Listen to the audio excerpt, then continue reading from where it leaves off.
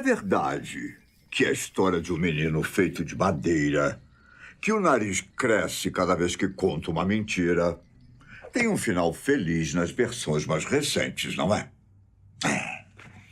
Ele salva o seu criador, aprende com os erros e até se torna um menino de verdade. Só que não foi assim que Carlo Collodi concebeu Pinóquio na década de 80 do século XIX. O boneco nasceu como um personagem manipulador, sem responsabilidades, que enfrenta a morte uma série de vezes e até comete um assassinato.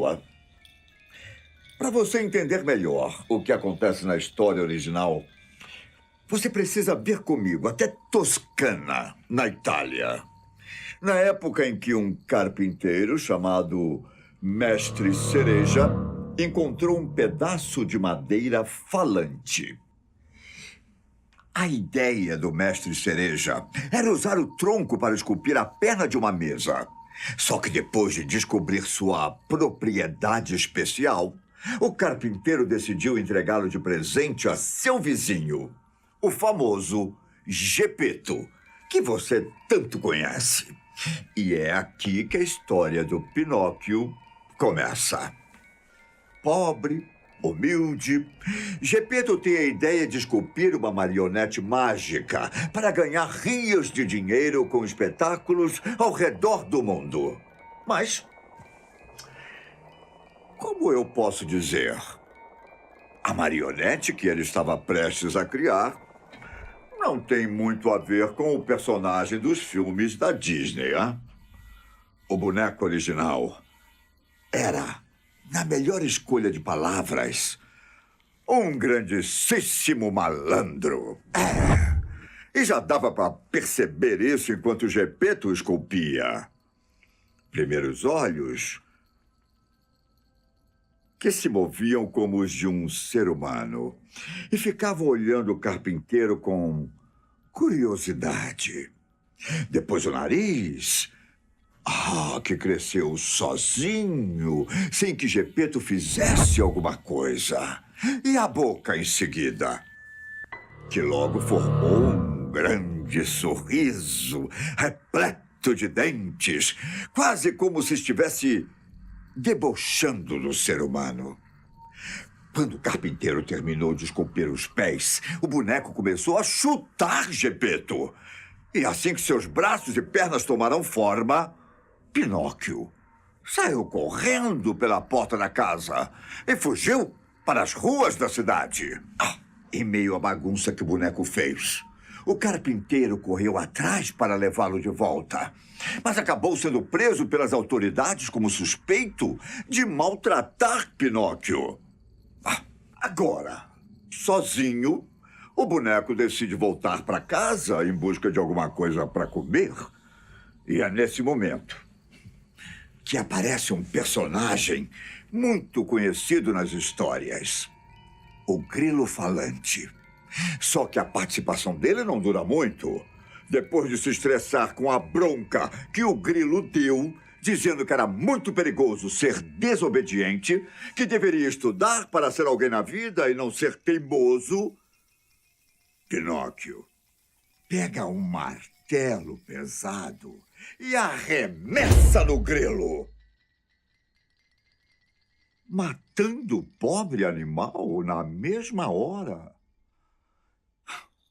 Ele matou o Grilo. Pinóquio matou o Grilo. Depois, o personagem fracassa ao tentar preparar alguma coisa para comer e adormece em cima de uma espécie de fogão aceso. Isso faz com que ele tenha os pés queimados e precise que Gepeto conserte. Para a sorte do boneco, o carpinteiro acaba sendo libertado da prisão no dia seguinte e volta para casa.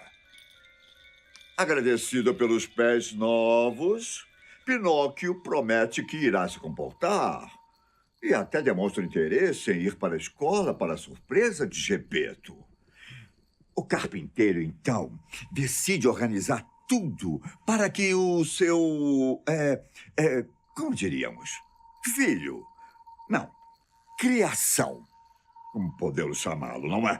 Bom, para que Pinóquio fosse estudar. O senhor dá uma roupa para o boneco e até vende seu único casaco para comprar um livro escolar. Só que nada adiantou esse sacrifício. Nada. Já que Pinóquio vende o livro para comprar o ingresso de um show de marionetes. Durante o espetáculo, ele é identificado pelo mestre dos bonecos e quase é morto pelo cara por chamar mais atenção do público do que suas próprias marionetes. Só que aquele não era o dia em que Pinóquio encontraria seu fim. Não, não. Bom, ao menos não nesse momento da história. No caminho para casa, o boneco de madeira dá de cara com um gato e uma raposa que moravam na região e tinham conhecimento de que nosso protagonista estava com algumas moedas no bolso. Os animais tentam roubá-lo, mas Pinóquio foge e acaba parando na porta de uma casa branca, onde vivia uma fada azul. Poderia ser a salvação dele. Só que o ser encantado diz estar aguardando um carro fúnebre. Não para uma pessoa aleatória, mas sim para ela mesma. A fada estava morta. Antes de poder ir para longe, Pinóquio é encontrado pela raposa e pelo gato, ambos disfarçados de bandidos. É nesse momento que o boneco é enforcado no galho de uma árvore de carvalho, enquanto os vilões o assistem sufocar até a morte. Sem salvação. Sem final feliz. Você sabia? Era assim que acabava a primeira versão do Pinóquio. Enforcadinho numa árvore. O personagem morria tragicamente, como se estivesse pagando por cada escolha ruim, por cada mau comportamento feito durante sua breve vida. Só que o público que acompanhava as histórias semanais do jornal infantil Giornale per i Bambini não ficaram satisfeitos. Não. Todo mundo achou a conclusão da história muito pesada e praticamente exigiu que Collodi consertasse o final. Bom, algo me diz que não é bem isso que Collodi queria.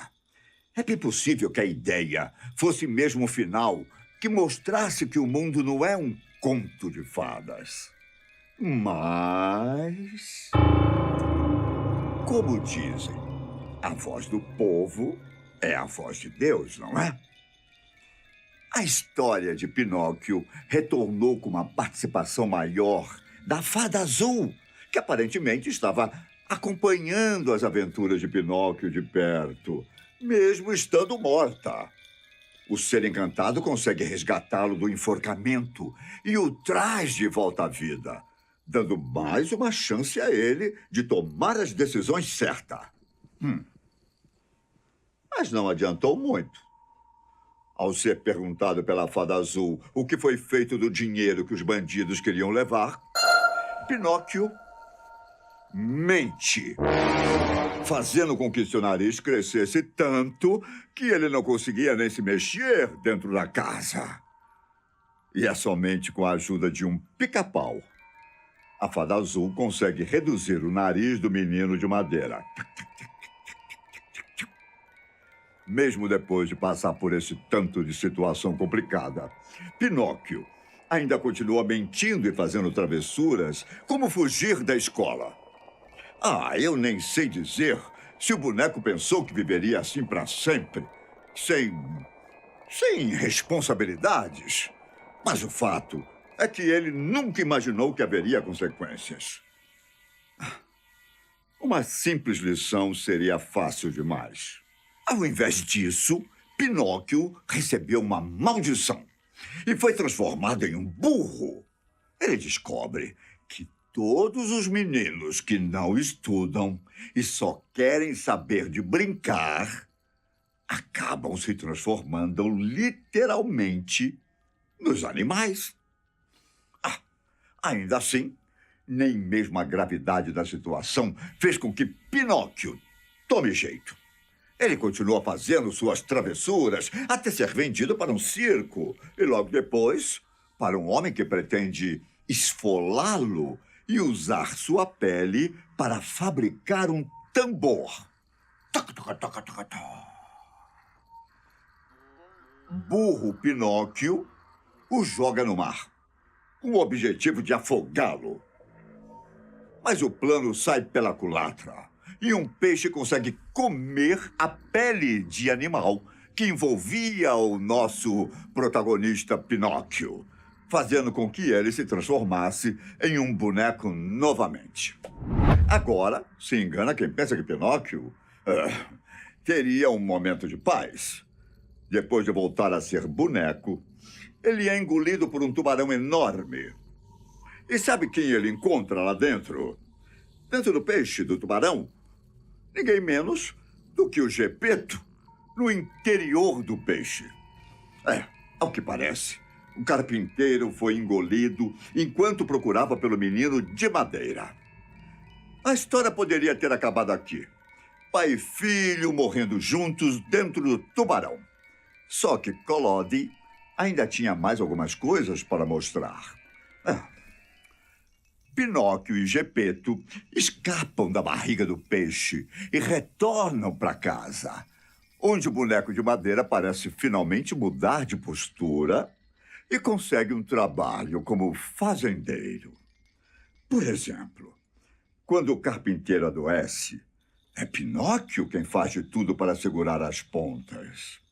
Então, certo dia, o boneco sonha que a Fada Azul o visitou e deu um beijo em sua testa.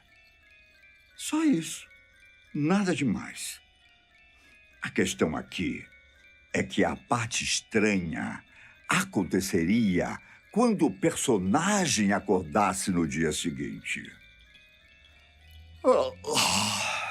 Lá estava, em uma cadeira do quarto, o corpo de marionete de Pinóquio, enquanto ele agora havia se tornado um menino de verdade.